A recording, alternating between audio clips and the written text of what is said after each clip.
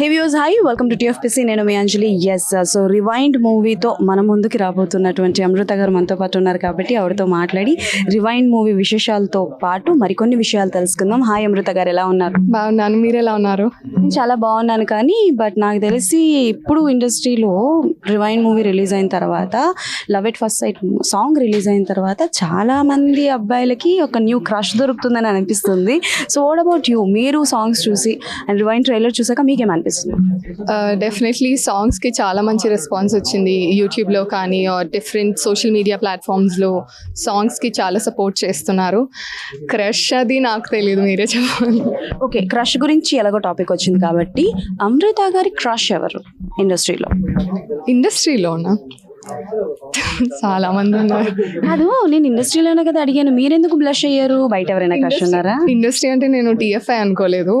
హాలీవుడ్లో అలా అలా టీఎఫ్ఐ అయితే చాలా మంది ఉన్నారండి, ఒక్కలని చెప్పలేదు. పేరు చెప్పండి, పర్లేదు. Mahesh Babu garu, okay, Vijay Deverakonda. Okay okay చెప్తున్నాను కదా, ఒక్కరు లేరు, క్రష్ చాలా మంది ఉన్నారు. Okay, so basically rewind is a concept, like ఇందాక ఆయన చెప్పినట్టు it's a sci-fi love concept కాబట్టి, మీ దగ్గరికి కాన్సెప్ట్ వచ్చినప్పుడు అంటే లైక్ మీరు ఎలా ఈ కాన్సెప్ట్లోకి రావడం జరిగింది? త్రూ ఆడిషన్స్ వచ్చారా, డైరెక్టర్ గారు మిమ్మల్ని అప్రోచ్ అయ్యారా? ఎలా ఈ స్టోరీలోకి వచ్చారు? ముందు మమ్మీకి ఫోన్ వచ్చింది, ఇది కాస్టింగ్ త్రూ లైక్ టీంలో ఎవరు ఫోన్ చేశారు that I don't know, but I gave my audition చేశాక I got to know that ADs were rooting for my audition, that ఈ అమ్మాయి డైరెక్టర్ గారికి కూడా అంత ఐడియా లేదు ఎవరిని తీసుకోవాలని, but he was sure that ఒక తెలుగు అమ్మాయిని తీసుకోవాలి అని. And I got to know, like I said, ADs were rooting for my audition. తర్వాత హీరోతో లుక్ టెస్ట్ చేశాక they were like okay fine, we are taking her for the Shanti role which I played. Okay, so అంటే like different కాస్ట్యూమ్స్లో కనిపిస్తున్నారు, నాకు సారీలో కనిపిస్తున్నారు, వెస్ట్రన్లో కనిపిస్తున్నారు, బట్ అంటే మీకు which one is very comfortable for you? It's a traditional characters or commercial characters? Which one is very comfortable for you and you look forward to those characters? Honestly, I think I chose a profession where I have to try different styles every single time, and naku be it traditional or western, anything is comfortable, but like I have a boundary of being comfortable akkada kuda, that way yes. Okay, and one more thing Amrita garu, అంటే like బేసిక్గా మనందరికీ తెలుసు ఈరోజు మన రాజేంద్ర ప్రసాద్ గారి daughter గారు చనిపోయారు కాబట్టి, సో మీరేమైనా లైక్ ఆయనతో బిఫోర్ ఏమైనా వర్క్ చేయడం జరిగిందా, ఎప్పుడైనా మీట్ అవ్వడం లాంటివి జరిగాయా? లేదండి, నేను ఆయన కలవలేదు, బట్ డెఫినెట్గా ఆయనతో కలిసి వర్క్ చేసే ఛాన్స్ వస్తుంది అనుకుంటున్నాను. But I got to know that ఇందాకే నాకు రోనక్ చెప్పారు దట్ వాళ్ళ డాటర్ ఇంకా లేరు అని, విచ్ ఇస్ వెరీ సాడ్నింగ్. ఎందుకంటే ఒక తండ్రికి కూతురు అలా కళ్ళ ముందు చనిపోవడం అనేది it's a big loss, but my condolences with ya. And one more question ఏంటంటే, ఇప్పుడు బేసికల్గా రిలీజెస్ హవా జరుగుతుంది కాబట్టి, మీరు ఏ మూవీని థియేటర్లో చూసి బాగా ఎంజాయ్ చేశారు రిలీజ్ అయిన వాటిలో?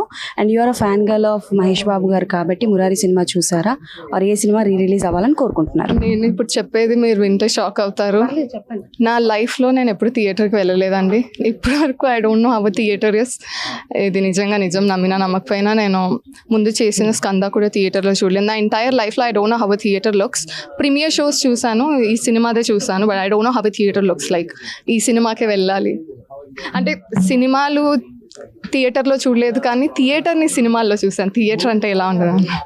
షాక్ అవుతారంటే ఏం చెప్తుందా ఆన్సర్, నిజంగానే ఏం చెప్తుందా పిల్ల ఆన్సర్ అని అనుకున్నాను. లైఫ్లోనే థియేటర్కి వెళ్ళలేదు అని అంటే లేదు, గ్రేట్ అక్క, లిటరలీ గ్రేట్ అనేది చెప్పాలి. అండ్ బిగ్ బాస్ మీద ఏమైనా ఒపీనియన్ ఉందా? Watch Bigg Boss? I watch Bigg Boss అండి. Like I don't watch Big Boss లో, but like reels లో అలా like funny memes అవి వచ్చినప్పుడు I do watch. It's like a good entertainment show, but I don't see myself in there. ఎప్పుడైనా in future ఒక 5 years తర్వాత? I don't know, see మళ్ళీ trolls ఇస్తారు అప్పుడు వెళ్తే, అందుకని I'm giving a safe answer. I don't know, maybe in future if I get a chance, if I get to feel like I will go అంటే I will do it, otherwise no.